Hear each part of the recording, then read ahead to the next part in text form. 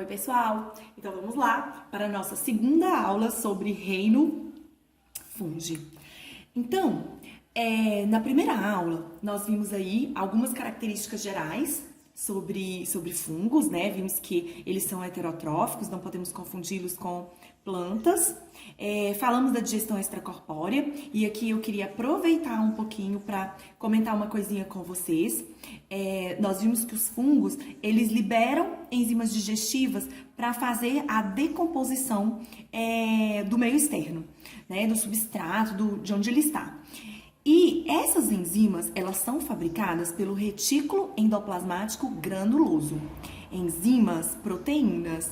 Retículo endoplasmático granuloso tem ribossomos. Então, esses ribossomos atuam na fabricação dessas enzimas. Elas são enviadas para o complexo golgiense, que é a organela citoplasmática responsável por secreção na célula. Então, ela vai ser responsável por secretar essas enzimas digestivas. Tá? Para as nossas provas, essas associações são muito importantes, então não se esqueçam. Retículo endoplasmático granuloso secreta enzimas digestivas e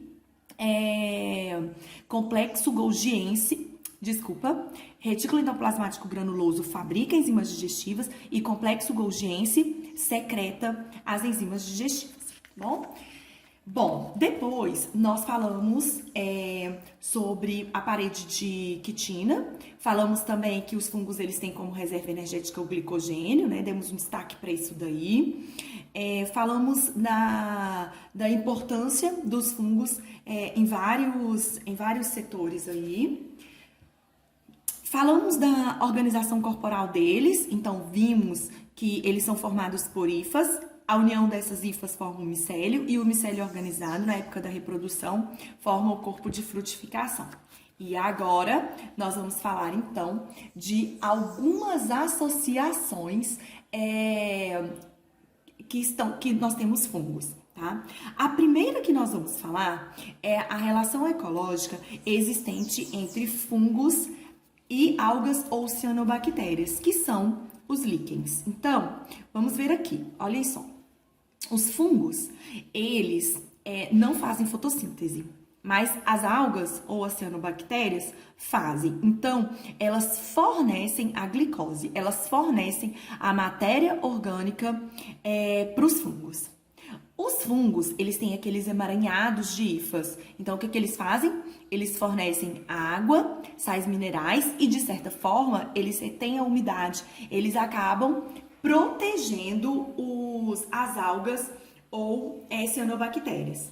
E aqui também, a gente tem as cianobactérias, muitas vezes, pelo fato delas serem fixadoras de nitrogênio, elas fornecendo compostos nitrogenados também para os fungos, tá? Então, é uma relação mutualística. Os dois, tanto fungos como algas ou cianobactérias, são beneficiados. E as espécies de fungos e as espécies de algas ou cianobactérias que vivem nessa relação, elas dependem dessa relação. Por isso, uma relação mutualística. Os líquens, eles podem se reproduzir por fragmentação, onde eles perdem pedacinhos deles e esses pedacinhos conseguem regenerar em outros lugares, tá? Tem uma estruturinha que é formada, que é um pouquinho de fungos com algumas algas, como mostra aí na imagem. Essas estruturas, elas vão para longe e elas conseguem, então, desenvolver e formar novos líquens. Os líquens apresentam várias cores, tá? A gente tem líquens aí de cores muito variadas e algumas vezes os pigmentos deles são utilizados aí em algumas indústrias. Eles são espécies altamente sensíveis, tá? Eles são muito sensíveis a poluentes. Então, dependendo da situação de poluição, dependendo do nível de poluição de algum local, eles somem, tá?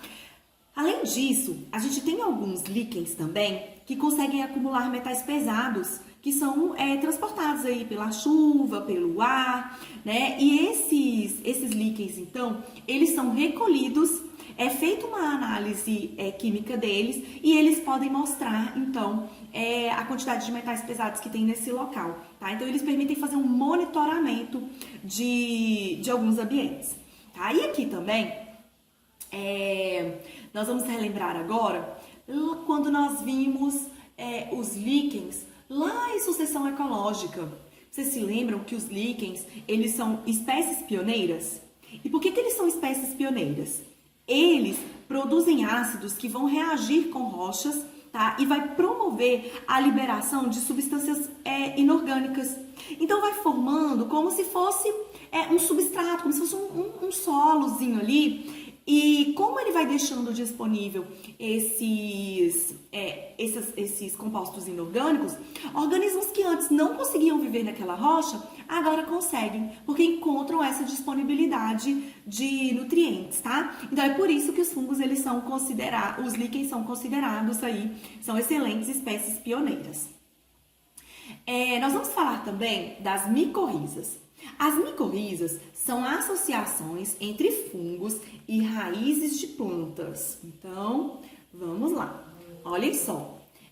As raízes de plantas, elas fornecem, a planta faz fotossíntese, então elas fornecem a glicose e algumas vitaminas também para os fungos. E os fungos, por sua vez, fornecem água, né, retêm umidade, protegem e também, como eles fazem a digestão extracorpórea, como eles liberam enzimas para o meio, eles acabam também permitindo que fique disponível para as plantas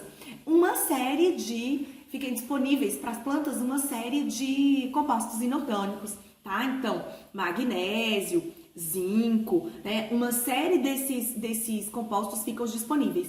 E essa associação é uma associação tão importante que cerca de 90% das plantas a fazem com os fungos, tá?